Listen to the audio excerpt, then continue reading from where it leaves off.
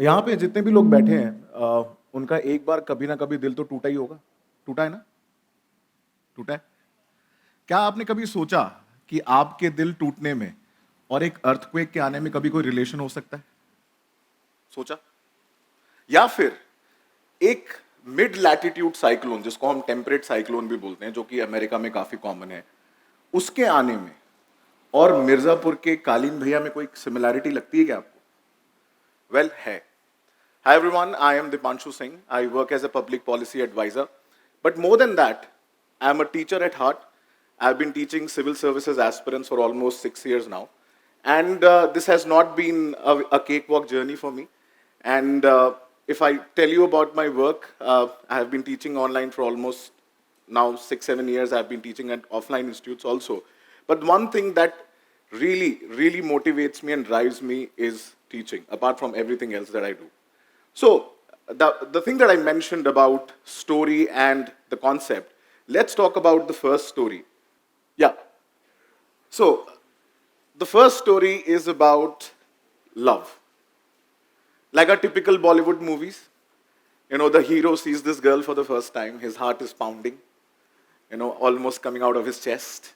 Similarly, our Mr. Tom and Jerry, the heart is pounding seeing this cute little cat. That is very similar to how your first wave of earthquake behaves. And that's called as the primary wave. Because the wave propagates in one direction and the particles move in compression and expansion. That's how the first wave reacts. Then, as the story progresses, you have these couple dancing around the trees, their heartbeats in sync, the heartbeats going up and down like a sine wave in a sinuous movement. That is how the next wave behaves, the secondary wave. And that is the next one to be detected on your seismogram. Because in this, the particles move up and down when the wave is propagating in a forward direction. Now our hero is on a mode where he's swinging in love, on riding high on his love wave. And that is the third wave, which is detected on the seismogram. And it is called as love wave. By the way, I must tell you, it's the most destructive wave because this causes the maximum destruction on the ground. And that is your love wave because it, sways you sideways. And eventually, reality strikes. Our love story becomes a heartbreak story, like all typical Bollywood movies. And you suddenly realize that it has shaken you to the core. And that, ladies and gentlemen, is called as the Rayleigh waves because they cause the maximum shaking on the ground. And if you can see the Rayleigh waves, that is what it does. So by now, almost all of you are better aware than rest of the 90% of the population on the concept of earthquake waves. This is all what an earthquake is, and it's linked to a love story.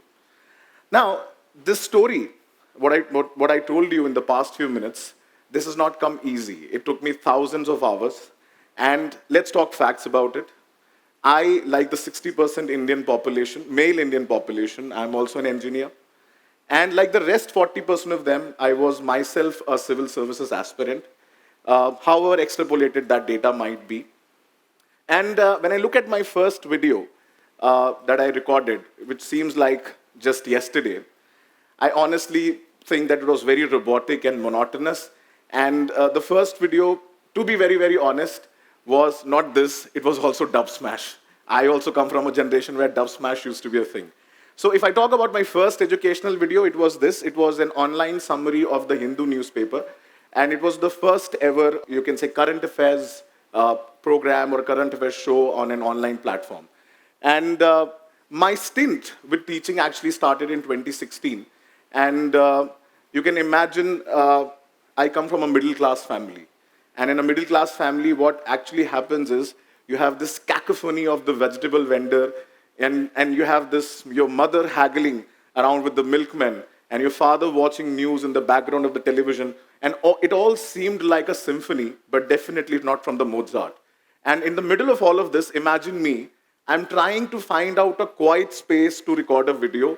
So sometimes I used to go and hide in the car and record a video there. Or sometimes, yeah, even when I'm out shopping in a mall and I suddenly get a call that the video is not uploaded properly, and this is way back in 2016, I have to find a staircase like these to find a quiet space to record a video. That was back in 2016 when the technology was at its infancy. Moving on, that's my niece, by the way, in one of my educational videos, sitting in front of me, and that was, I think, it was my birthday. So there was one moment when I realized that when I go back and watch at my video, cringing, and I cringed at my videos. I was looking at my mobile, the 6-inch screen in front of me. Uh, I cringed at my videos, and I hope that they sounded much, much better, because I think the students who were listening to me, they deserved better, and I deserved better with myself. So I went back, re-looked at them, and I, again listened to the videos, and I found out what the problem was. Then I realized that my spidey senses are kicking in. And what did the spidey senses tell me? That I have to work on my superpower. You all heard Stan Lee just a while back. He talked about Spider-Man, and he talked about a story, that make a story that you can relate to, and you don't have to please everybody else. So I also thought that way, that why can't I make a story that can connect to every concept and every student out there? So my spidey senses kicked in, and I realized my superpower was the connection that I can make with every student, the story I can make which can teleport them to that exact place. And in one of these photographs, if you see, there was this guy. He met me in 2016, 17, and he recognized me in the middle of a metro station, a chaotic metro station, just by my voice. He had not seen me before. Because he was watching my video, he just recognized me by my voice. And then I realized the immense responsibility I had. So it sounds a little dramatic, but it is actually is dramatic, because you'll find out in the next story.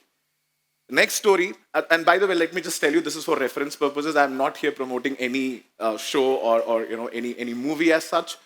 So I asked you in the beginning, is there a connection between Kalin Bhaiya, Munna Bhaiya, or Guddu Bhaiya from Mirzapur to a temperate cyclone?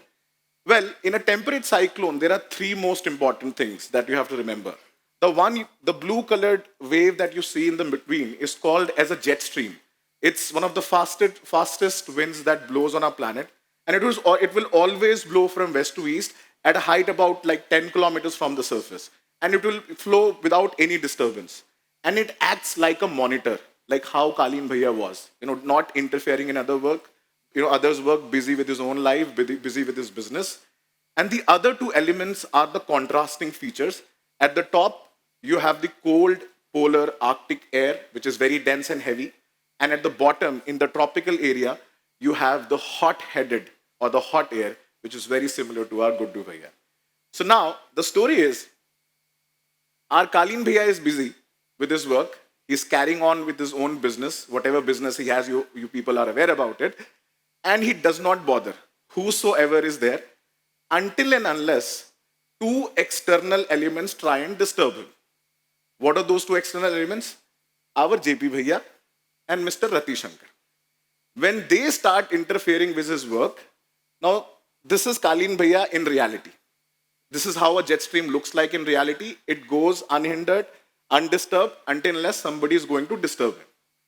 Now when Rati Shankar or Mr. JP Bhaiya tries to disturb him in his work or interferes with his own usual business, that is when you see what just happened. Our Kalin Bhaiya becomes like a Rossby wave. It moves like a sine wave. That is a situation when our jet stream becomes weak. So the concept is, when the temperature contrast between your tropical areas, the warmer areas, is lesser than the Arctic areas, the jet stream, which was flowing in a straight path, actually starts to wobble like this. And that is when the opportunity comes for our Munna Bhaiya.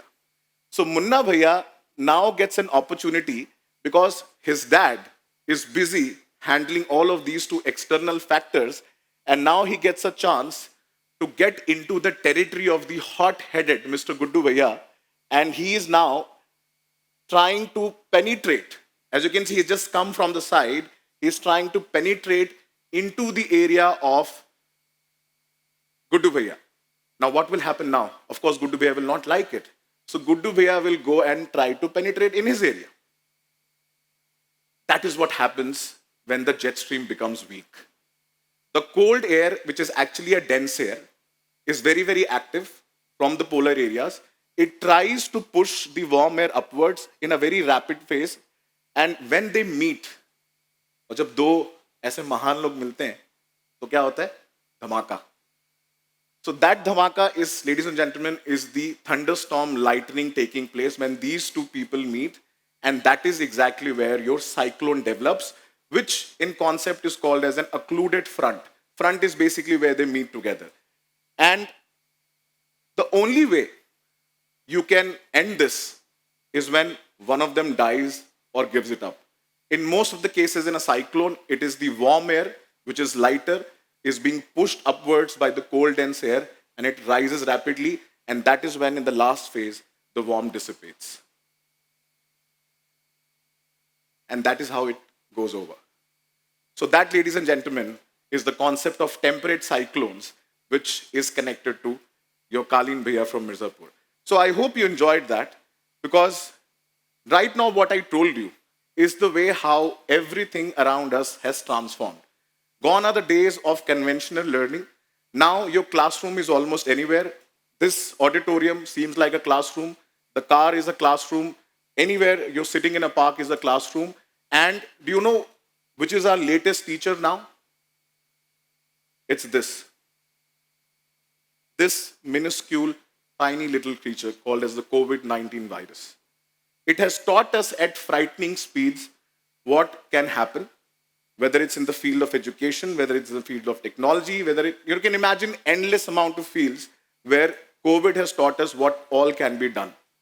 And that is why what COVID taught me in past 2 years, it taught me that I can take out time to write and research on a subject like foreign relations and public policy, where I was able to pen my first book on foreign policy. It also taught a few people that they thought that they are banana bread bakers, which was a big hit on Instagram. Apart from that, in COVID, I got an opportunity to develop probably one of the first online portals for tracking of the hospital bed availability. And apart from that, one common challenge that I realized was that when the vaccination started, the areas were not very clearly demarcated. So what I did was I worked with the district administration. I devised out a plan that how we can probably map these or geotag these exact locations. And I made this map open source for everybody. I just shared it on Twitter, and the district administration shared it on Twitter, which made the lives of people convenient and accessible so that they can go and get their vaccinations done. And apart from that, and it also got published in the PMO and in the district administration's website. Now, having said all of that, right now we all are here. Tomorrow, we might be having the same event in a parallel universe called as the metaverse, in our 3D avatars. And before I leave this stage, I want to give this thought to everyone. I want to actually bust the myth. There's a very common myth about teaching, and that's about a modern teacher these days, that those who can't do, they teach. Well, actually, it's those who teach, they can do. Thank you, everyone.